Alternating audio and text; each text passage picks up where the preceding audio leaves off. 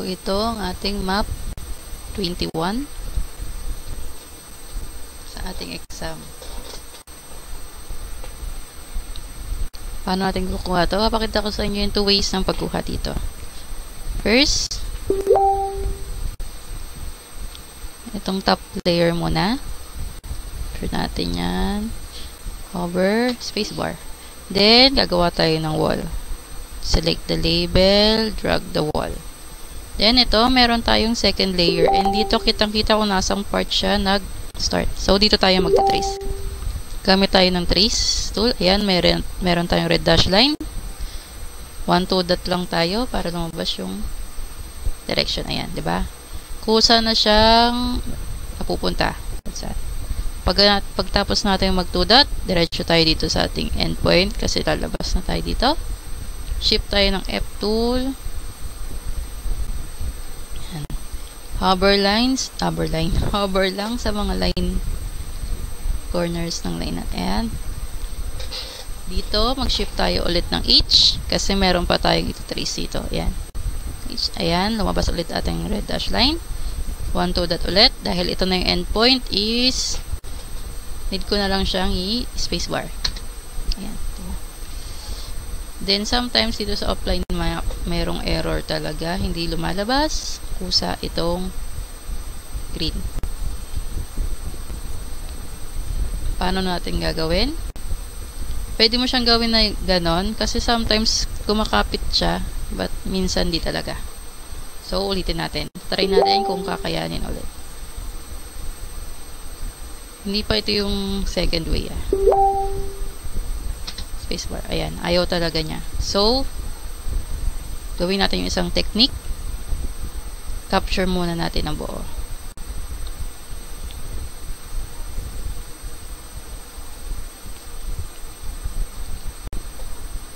Then, spacebar. Ayan. Saka natin lalagyan ng wall. Ito yung wall niya. So, select the label. Then, drag ng wall. Ayan. Ganyan siya. Then, para makuha natin itong top layer, gagamit tayo ng cut. But first, trace muna natin siya using our F tool. Then, hindi ako direct sa may roof nagka-cut. Dito lang ako sa may wall kasi i-adjust pa natin yan mamaya. Ayan. Yung white na wall lang niya. Ayan o. Then, from F, mag-shift ako ng T, our cutting tool. Then, spacebar. Ayan. Diba? Na-cut na siya. So, ayan. Para malaman kung na-cut, pwede nyong i-select. Na-undo ko. So, i-redo ko siya. Undo is Control Z. Ang redo is Control Y. Ayan. So, bumalik na siya. Select ko lang. Hold ko yung Shift na button. Shift sa keyboard. Then, drag natin pataas. Ayan. Then, ito may sobra, adjust. Ito yung second way. Kung hindi gumana yung kanina, yung una, gawin mo yung second way para makuha siya. Then, select all, then ito. Meron tayong error na kickback. Ayan, meron tayong excess na line. So, saan siya part? Hanapin natin. Ayan. Diba? May kickback kasi meron tayong sobrang line. Yan. Diba? Pwede nyo siyang kunin. Then, kita nyo itong bilog. Magdidelete tayo ng point. Simple lang, tapat lang natin yung cursor ng mouse natin dito. Kapag nag-green na siya, click natin yung number 2 ng ating keyboard. Ayan. So, wala na siya. Copy, then select all natin ulit. Ayan.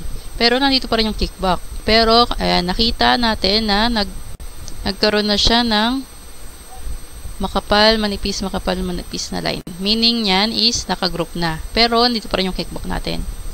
So, gagawin lang natin Control T para mawala yung label. Ayan. Sa exam is hindi siya nagaganto. Pero sa offline map is ganyan. Nagkakaroon siya ng bug. Not responding. So, ganun lang. Kapag sa exam, kapag nagka-error, fix nyo lang, then Control T. After nun, Control A, submit. Then,